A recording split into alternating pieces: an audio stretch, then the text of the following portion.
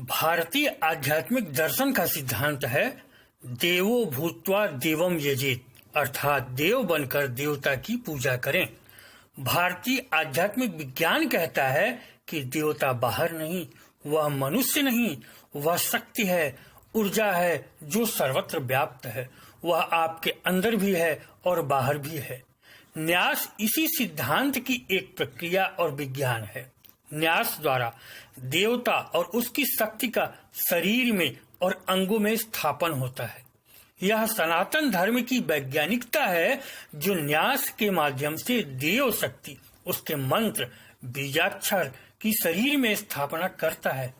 न्यास में हाथ की विभिन्न अंगुलियों के संयोजन से मंत्र बोलते हुए शरीर और अंगों का स्पर्श किया जाता है, जिससे देव शक्तियां शरीर में स्थापित हों।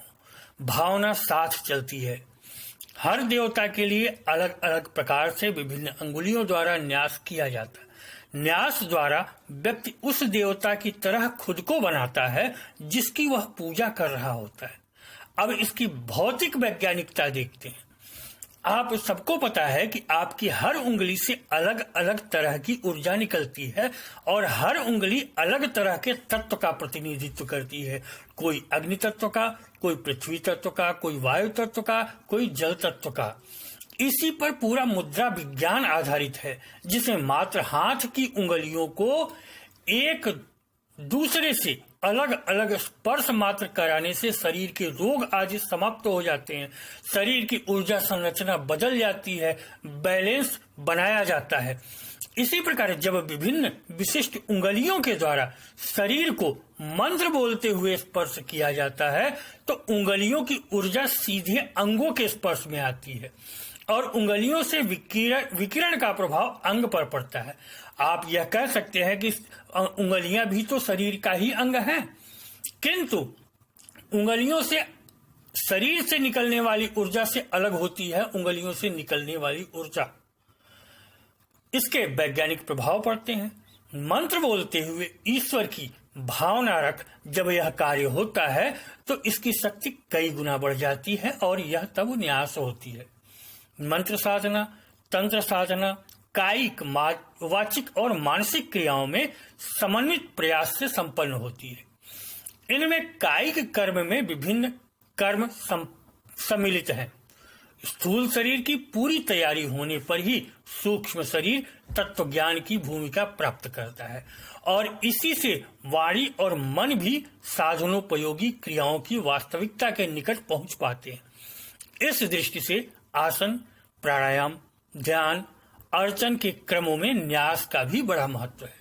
किसी भी कर्म के लिए जो विनियोग किया जाता है उसमें जो मंत्र, स्तोत्र, कवच आदि प्रयुक्त होते हैं उन सभी में न्यास आवश्यक माने गए हैं। वैदिक साधना पद्धति का भी यह अभिन्न अंग है।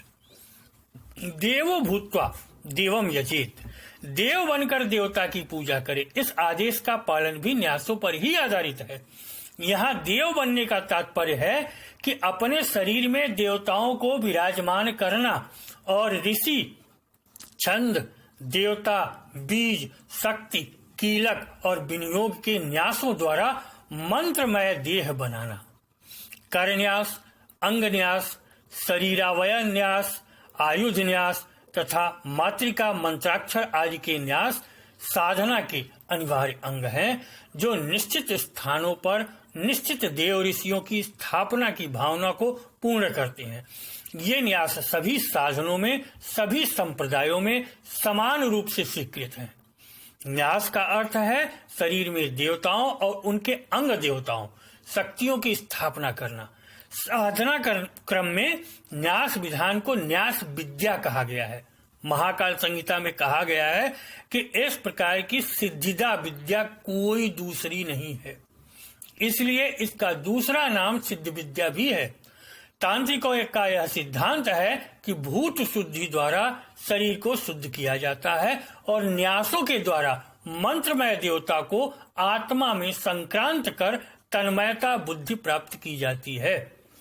साधारणतया सभी न्यास विधि में सूचित स्थानों पर तत्व मुद्रा का मतलब है अनामिका और अंगूठे के अग्रभागों के सम्मिलित रूप से स्पर्श करने का विधान है, किंतु यह क्रम विधि विशिष्टता के साथ भिन्न भी हो सकती है और मुद्राओं की स्थिति बदल भी सकती है। जैसा देवता होगा वैसा इसकी प्रकृति बदल सकती है।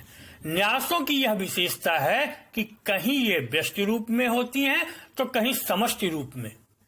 जिस प्रकार हम किसी मंत्र का पुरस्चरण करते हैं, विशेष अनुष्ठान करते हैं और किसी विशेष कामना से उसका प्रयोग करते हैं, उसी प्रकार केवल न्यासों से ही ये विधियां की जा सकती हैं।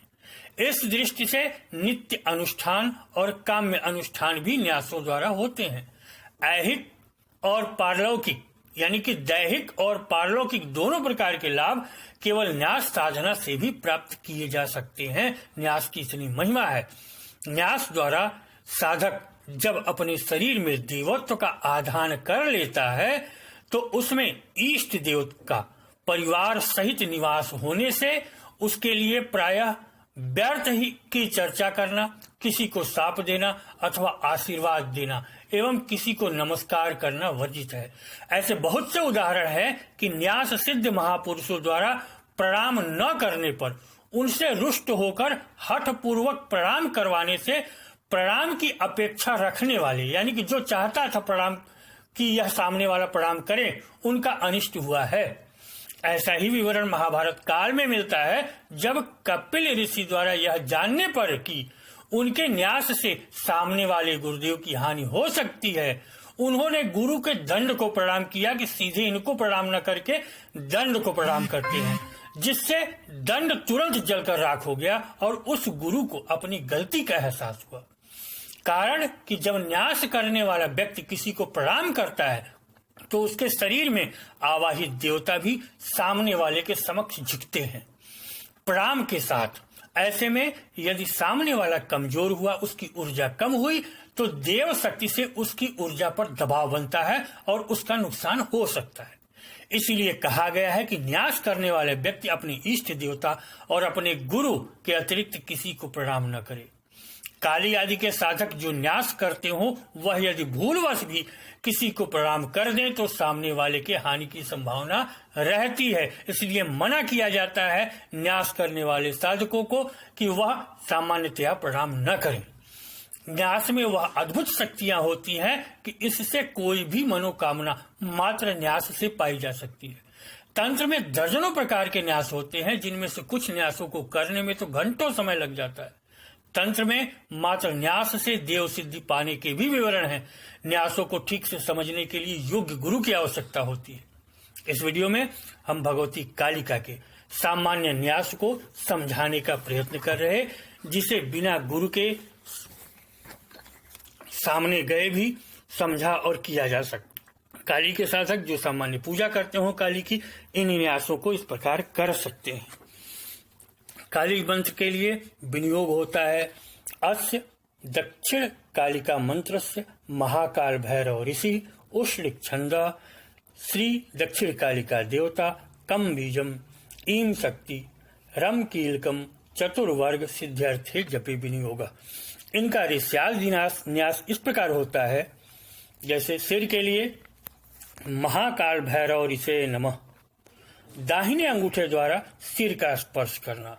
मुख के लिए उष्णिक छंद से नमः, मध्यमा और अनामिका उंगली द्वारा मुख का स्पर्श करना। हृदय श्री दक्षिण कालिका देवताय नमः, तर्जनी मध्यमा अनामिका कनिष्ठिका द्वारा हृदय का स्पर्श। गुह्ये कम बीजाय नमः, तत्व मुद्रा द्वारा, जैसा कि हमने ऊपर बताया है, तत्व मुद्रा द्वारा गुह्य का स्पर्श।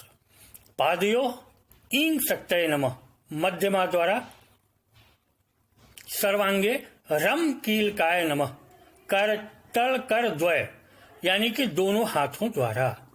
ऋष्यादिनाद के उपरांत निम्न क्रमानुसार कर्ता कर न्यास, खडंग न्यास या हृदयादि न्यास और व्यापक न्यास करे। करनास इस प्रकार होता है क्राम अंगुष्ठाभ्याम नमः, क्लेम तर्जनीभ्याम नमः, क्रोम मध्यमाभ्याम वसत, क्रैम अनामिकाभ्याम हुम, क्रोम कनिष्ठिकाभ्याम वौषट, क्रह करतल कर पृष्ठाभ्याम फट। अब खडंग न्यास या हृदयादि न्यास इस प्रकार होगा क्राम हृदयाय नमः, अनामिका मध्यमा तर्जनी द्वारा हृदय का स्पर्श, क्लीम शीर्षे स्वाहा, अनामिका मध्यमा तर्जनी द्वारा सिर का स्पर्श, क्रोम शिखाय वसत, मुट्ठी बांधकर अंगूठे द्वारा शिखा का स्पर्श, क्रैम कवचाय हुम, दोनों करतल द्वारा दोनों हाथों द्वारा, क्रौम नेत्र तयाय वसत, तर्जनी मध्यमा अनामिका द्वारा आंखों का स्पर्श, क्रह अस्त्राय फट, दाहिने हाथ की तर्जनी मध्यमा अंगुली से बाईं हथेली के जोर से मारकर यह न्यास किया जाता है। इस प्रकार यह सामान्य न्यास हैं जो काली की साधना में प्रयोग किए जाते हैं। वैसे तो अनेक प्रकार के न्यास इनकी साधना में आते हैं, व्यापक न्यास, मातृका न्यास, खोड़ा न्यास, लेकिन सामान्य पूजा क्रम में इतना न्यास पर्याप्त है। इस वीडियो में हमने न्यास क्या होता है यह आपको बताने का प्रयत्न किया है। कालिका की साधना में कौन से न्यास किस उंगली द्वारा किए जाएंगे यह बताने का प्रयत्न किया है। इसके साथ इस वीडियो में इतना ही। नमस्कार, धन्यवाद।